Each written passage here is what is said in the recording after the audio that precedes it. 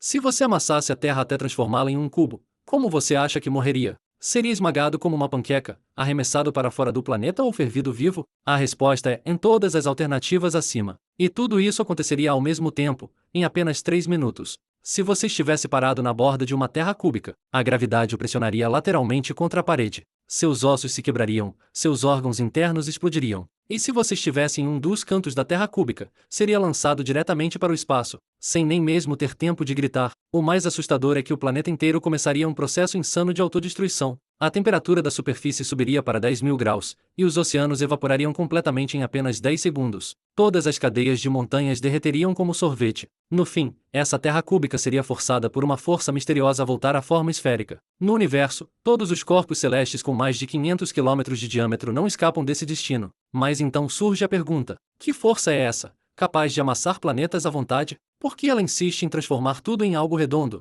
A resposta tem apenas 2 palavras: gravidade. Mas essa resposta é entediante demais. Então vou explicar de outra forma. Imagine o seguinte: agora você se transformou em um planeta recém-nascido. Dentro do seu corpo há trilhões de toneladas de rochas e poeira. Elas estão sendo comprimidas freneticamente em direção ao seu centro. Como isso se parece? É como se 1 trilhão de mãos o apertassem simultaneamente de todas as direções, empurrando você para o meio. E todas essas mãos têm exatamente a mesma força: para cima, para baixo, para a esquerda, para a direita, para frente e para trás. Quando a pressão é aplicada de forma uniforme a partir de todas as direções, qual forma pode surgir no final? Só existe uma resposta: uma esfera. É por isso que bolhas de sabão são redondas, gotas d'água são redondas. Até o chiclete que você assopra forma uma bolha redonda. O universo usa exatamente o mesmo princípio para moldar cada planeta. Mas aqui surge uma questão inquietante. Se a gravidade é tão poderosa, por que alguns asteroides têm formato de batata, e outros parecem até ossos de cachorro? Será que a gravidade não atua sobre eles?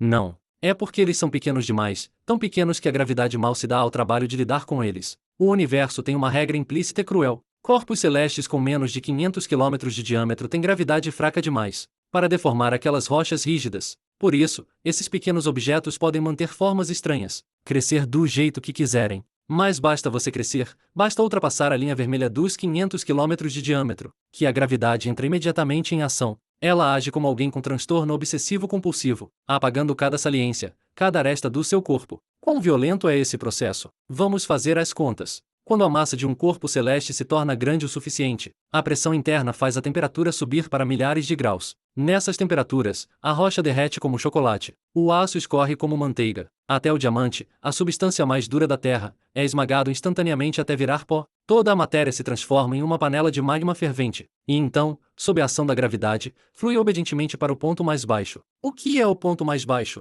É o local mais próximo do centro. Quando toda a matéria é empurrada desesperadamente para o centro, a forma esférica surge naturalmente. Esse estado tem um nome bastante sofisticado: equilíbrio hidrostático. Em linguagem simples, significa que a gravidade o dominou completamente, e você não ousa mais ter nenhuma aresta. Mas você acha que a forma esférica é o ponto final?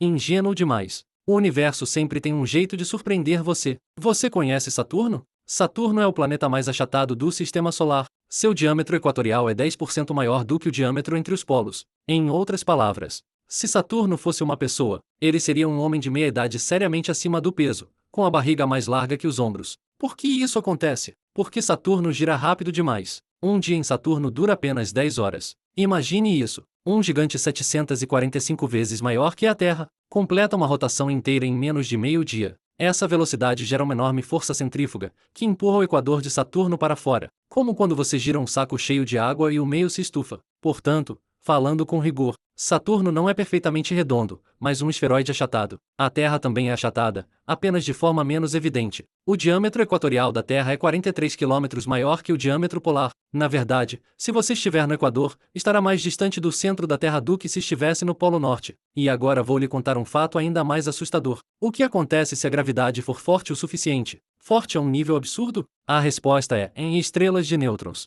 As estrelas de nêutrons estão entre os objetos mais aterradores do universo. Elas têm apenas 20 quilômetros de diâmetro, mas contêm mais massa do que o Sol inteiro. Um pedaço de matéria de estrela de nêutrons do tamanho de uma caixa de fósforos pesa mais de 3 bilhões de toneladas. O que significam 3 bilhões de toneladas? É como comprimir o Monte Everest inteiro até o tamanho de um doce, com uma densidade tão absurda. Quão forte é a gravidade de uma estrela de nêutrons? Ela é 200 bilhões de vezes mais forte que a da Terra. Em uma estrela de nêutrons, você não conseguiria ficar de pé. você seria instantaneamente esmagado até virar uma folha de papel, depois essa folha seria comprimida em uma linha, e essa linha seria reduzida a um ponto.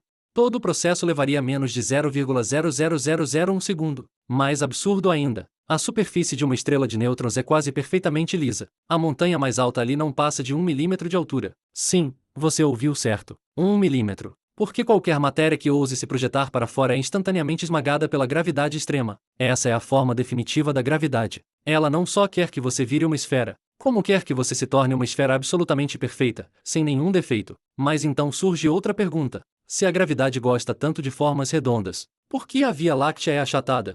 Por que os anéis de Saturno são planos? Por que todo o sistema solar parece uma panqueca? Será que a gravidade é parcial? Não. Aqui entra em cena a outra lei da física. Ela se chama conservação do momento angular.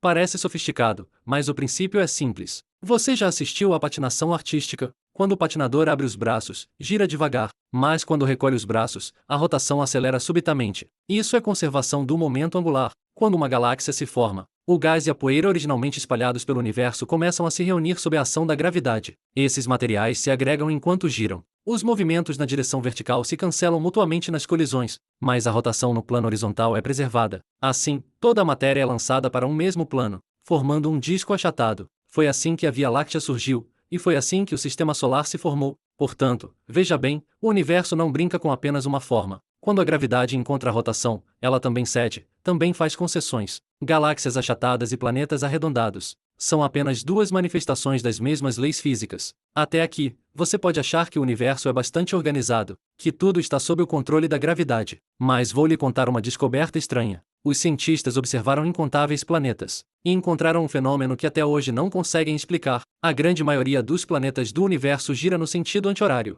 Vênus é a única exceção e ele gira no sentido horário. Por quê? Ninguém sabe. É como se um grupo de pessoas tivesse combinado de andar para a esquerda, e apenas uma resolvesse ir para a direita, sem dar explicação alguma. O que Vênus vivenciou? Ele foi atingido por algo? Ou sempre foi o rebelde do universo? Esse mistério permanece sem resposta até hoje. Agora, vamos voltar à pergunta inicial. Se você tivesse um jeito de criar um planeta quadrado, o que aconteceria? A resposta é: ele existiria, mas apenas por alguns minutos. Durante esses minutos, ele passaria por uma autodestruição infernal. As arestas seriam rasgadas pela gravidade, a matéria seria derretida pelo calor extremo. O planeta inteiro se remodelaria em meio a vibrações violentas. No final, ele se tornaria uma esfera, igual a trilhões de outros planetas no universo. A gravidade não permite exceções. As leis da física não aceitam resistência. Mas isso também me leva a uma questão ainda mais profunda. De onde vem a gravidade? Por que o universo escolheu estabelecer justamente essa regra? Se não houvesse gravidade, como seria o universo? Existiriam sóis quadrados, terras triangulares, luas em forma de estrela de 5 pontas? Um universo assim poderia gerar vida?